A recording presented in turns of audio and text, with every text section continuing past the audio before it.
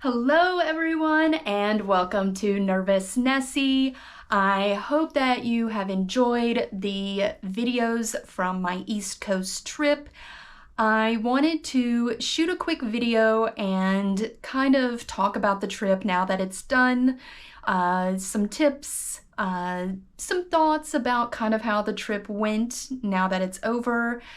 And one thing I want to start with is the lodging, which I ended up doing Airbnb.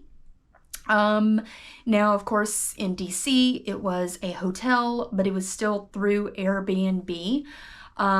Just a big tip to give you is that if hotels are too expensive, and if hostels are not your thing, which I know they're not for everyone, then look into doing Airbnb because you can find some properties that are in great locations and are cheaper than actually doing a hotel outright. Of course, you can try to find some hotel deals through third-party websites.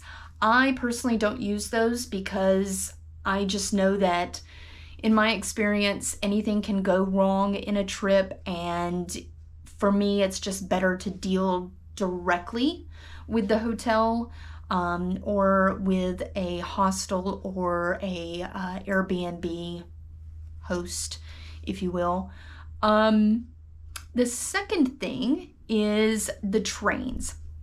So on the East Coast, you do have a lot of kind of commuter trains, I guess you could say. They are going from major city to major city, and in the DC area, they do have a lot of commuter trains going up to Delaware and to the outlying communities. That way people can commute into Washington, DC to work instead of paying the DC prices to live there. Because these trains are more of kind of commuter trains or just regional trains, you're not going to have as many fresh air stops. The cross-country trains, like I did the Portland to Chicago train, those type of trains, you do have more of a fresh air stop that can last anywhere from 5 to 15, 20 minutes. So if you are like me and you have not so great knees that have a tendency to swell when you sit for long periods of time, just keep that in mind that you'll want to get up and walk around on the train as much as possible. Otherwise, your knees are going to swell because you're not going to be able to physically get off the train and walk around for a good bit and try to get the blood flowing. So just plan ahead when it comes to taking the trains that are more on the East Coast because they're all like that. Now, speaking of walking and circulating, I wanted to talk about Washington, D.C., walking around and taking the circulator bus. Now, I decided to be ambitious, as you saw the first day in DC, and walk everywhere. I could have taken the circulator bus, of course. But I decided I wanted to just walk it, and in hindsight, I probably should have taken the circulator bus. Yeah. And the walking in and of itself was not what made me injure my foot. I realized that it was most likely I was so tired from walking that when I was going down the steps at the Jefferson Memorial, I think I tweaked my ankle stepping off one of the steps, and that's what injured it. So if you're in DC, you will do a lot of walking, but pace yourself. And if you need a break, there are a lot of benches in DC where you can sit and rest. And in the different museums, also there are a lot of benches where you can sit and rest. But if you need to, take the circulator bus. It's only $1 and it will save you from having to walk all over the place like I did. When planning this trip, I wanted to try and squeeze in as much as I possibly could. And I know a trip like this is not for everyone. In fact, it's not for the majority of people. It was 8 states in 2 weeks, and that's very ambitious. As far as Charleston, staying there, I really only had one good day to tour Charleston.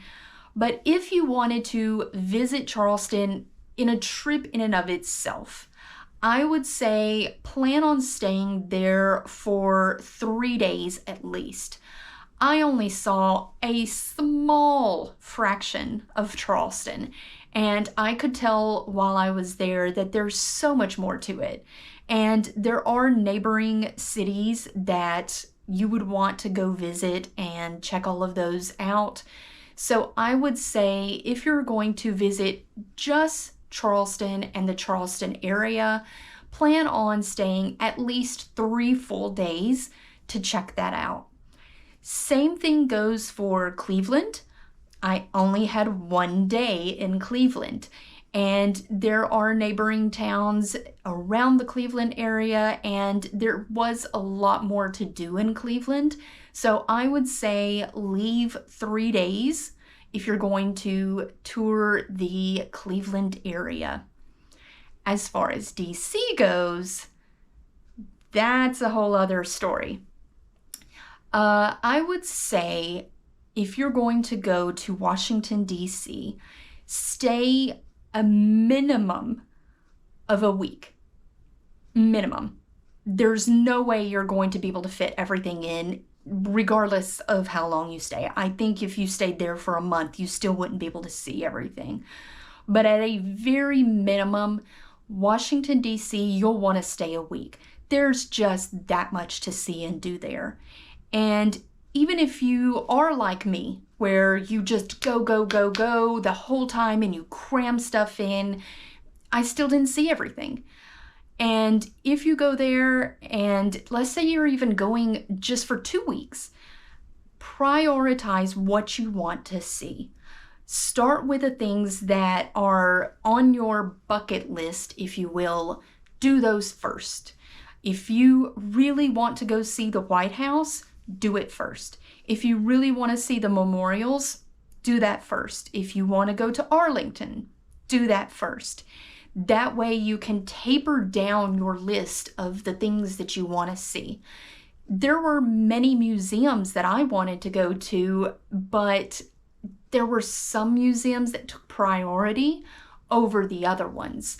So start with your most important thing first and then slowly chip away down to the least important things that you want to see. If you're going to go to Washington, D.C., I would recommend that if you're going to do any of the tours, start 3 months ahead of time on booking them.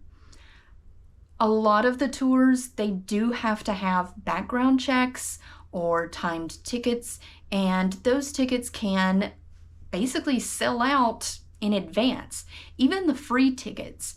You want to start planning ahead as much as possible. And if you are going to do, let's say, the Library of Congress, or if you're wanting to go see the House or Senate, you will have to reach out to a representative in the government to try and do that. So I would recommend doing it at least 3 months in advance on planning everything. Same thing goes for the other tickets, like for the Washington Monument, to go up to the top of that, the White House. Just make sure you leave yourself enough time, because if you decide to try and plan that or book all those tours less than a month in advance, you're not going to get to do them. And definitely don't expect to just wing it and go there, because it's going to get sold out. So make sure if you're going to go to Washington, D.C., that you are planning and booking all of the tours that you want to do at least 3 months in advance. As far as my injury to my foot went, wanted to talk about that. To me, it was kind of a blessing and a curse. Obviously, I injured myself. I was dealing with the pain and everything. One thing kind of negative that came out of it was that when I'm out and about, I have my GoPro on my backpack on me. And of course, with me moving, the GoPro is going to move. And I do have it set up for shaking reduction, I think is what it's called, the setting, so that as I'm walking along with my gait as I'm going, it doesn't shake too bad. However, when you're limping, it's pretty bad. I had my camera going through every one of the museums, and I looked at the footage after the fact, and it's great footage. I got so many great shots, except it's all shaky. I couldn't show any of it to you. I could watch it, but if I try to put it on YouTube, you guys are going to rip me apart and be like, ugh, I want to throw up. Why is it so shaky? So I hate that I didn't get really good footage. I've been doing this YouTube channel for a year now. I'm still learning, and in the future, I might actually carry the camera in my hand. That could be shakier, or it could be less shaky. But I felt really bad because I couldn't share with you all of the footage that I got. Another thing that was kind of a negative with me injuring my foot was that I did have to spend a lot of time in the afternoons and at night in the hotel just doing nothing, just resting, trying to ice my foot. For me, I feel like I didn't get to do as much as I could have done. If I didn't have to cut my days short, I could have crammed more in. However, on the flip side of that, I feel like it might have been a blessing because I do just go, and cram as much in as possible. 9 times out of 10, if I hadn't have injured my foot, then I would have crammed even more in, and I probably would have been burnt out about halfway through the trip. So it kind of forced me to just stop and slow down and really prioritize everything that I had planned for the trip and kind of appreciate it more. So yes, there were some negatives to injuring my foot, but then there was also some positives because I know me, I would have crammed everything in the kitchen sink into every single day, and I would have gotten burnout. And coming back to normal life after being on the trip, I would have been exhausted. I was already pretty exhausted from all of the walking at the end of the trip, but I have the feeling I would have been really exhausted if I had just kept going. And it kind of makes me think that maybe I should share with you some other medical issues that have come up during my travels. So I wanted to do a very short series of videos. It's going to be, I believe, about 4 or 5 videos where I share with you other medical emergencies that have come up during my travels. So I will call it my medical travel series and release those videos to you and tell you what happened during my travels and how I was able to get through all of it, kind of give some tips to you on how to manage medical emergencies that come up when you travel.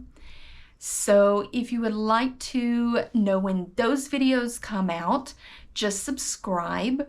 If you have any comments or questions about the East Coast trip or medical emergencies that you have had so far, feel free to leave a comment below and I will try to get to those as soon as I can. And I hope everyone enjoyed the East Coast trip. That's kind of what I'm calling it because it covered 8 states in the East Coast and DC. But I hope you enjoyed it, and I look forward to seeing all of you in the next video where we start covering some medical emergencies that happened to me during my travels.